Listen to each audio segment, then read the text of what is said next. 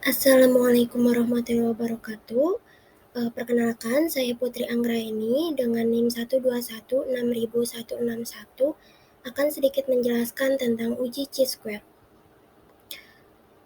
Chi-square adalah uji non-parametrik yang sering digunakan dalam penelitian. Prinsip kerjanya adalah membandingkan dua variabel yang skala datanya nominal.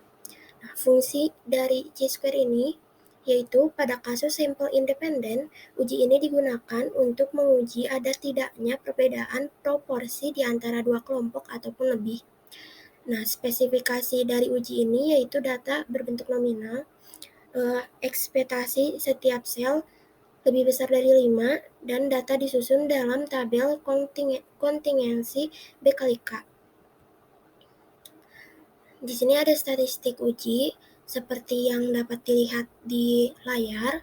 Lalu selanjutnya ada kriteria uji, yaitu H0 ditolak jika chi-square hitung lebih besar dari chi-square tabel. Nilai chi-square tabel diperoleh dari tabel distribusi chi-square. Nah, selanjutnya kita masuk ke contoh kasus, yaitu penelitian dilakukan untuk mengetahui adakah hubungan antara tingkat pendidikan masyarakat dengan jenis bank yang dipilih untuk menyimpan uangnya. Pendidikan masyarakat dikelompokkan menjadi dua, yaitu lulusan SLTA dan perguruan tinggi.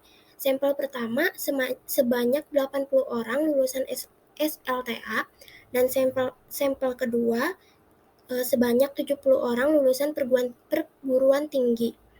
Berdasarkan angket yang diberikan kepada sampel lulusan SLTA, maka dari 80 orang itu yang memilih bank pemerintah sebanyak 60 orang dan bank swasta 20 orang. Selanjutnya, dari kelompok sampel lulusan perguruan tinggi, dari 70 orang itu yang memilih bank pemerintah sebanyak 30 orang dan bank swasta sebanyak 40 orang. Nah, apakah terdapat perbedaan tingkat pendidikan masyarakat dalam memilih dua jenis bank tersebut? Kita masuk ke dalam tahapan uji square dengan SPSS. Pertama-tama, buka aplikasi SPSS, lalu klik variabel yang ada di bawah itu. Setelah klik variabel, masukkan name itu sampel, lalu desimalnya dinolkan. Untuk label, saya masukkan tingkat pendidikan, dan untuk value dimasukkan yang pertama, yaitu klik pertama atau 1, lulusan PT atau perguruan tinggi, lalu dimasukkan, di add, lalu yang kedua lulusan SLTA, lalu di add. Setelah itu bentuk datanya nominal. Yang kedua, masukkan bank pada kolom nama, lalu desimalnya dikosongkan lagi. Untuk labelnya saya masukkan jenis bank, dan untuk value-nya yang pertama itu bank pemerintah dan yang kedua itu bank swasta. Bentuk datanya tetap sama nominal. Yang selanjutnya yaitu frekuensi. Nah, untuk frekuensi bentuk datanya scale. Setelah itu masuk ke data view. Setelah klik data view, masukkan data dari soal yang sebelumnya, dimasukkan manual. Setelah itu, setelah selesai memasukkan data, klik data yang di atas, klik data, lalu klik weight case. Setelah itu, checklist yang weight case by. Setelah di checklist, masukkan frekuensi ke dalam frekuensi variabel. Setelah dimasukkan, klik OK.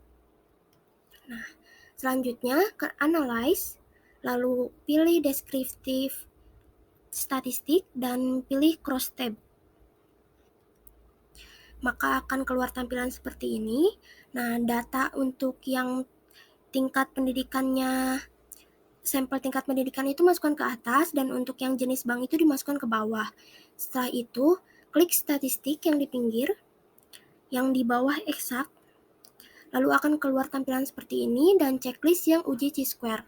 Setelah di checklist, klik continue dan klik OK, maka data akan keluar seperti ini. Nah, selanjutnya, statistik uji yang kita dapatkan yaitu chi-square 14,76 dan kriteria ujinya yaitu H0 ditolak jika chi-square hitung lebih besar dari chi-square tabel.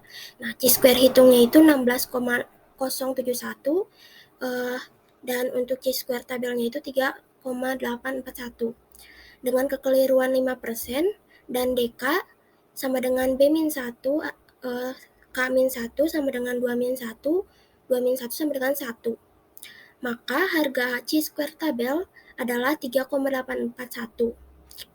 Kesimpulannya, H0 ditolak, maka dapat diartikan bahwa proporsi orang dalam tingkat pendidikan masyarakat dalam memilih bank untuk menyimpan uang sangatlah berbeda.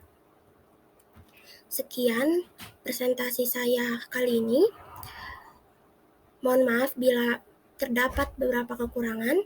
Wassalamualaikum warahmatullahi wabarakatuh.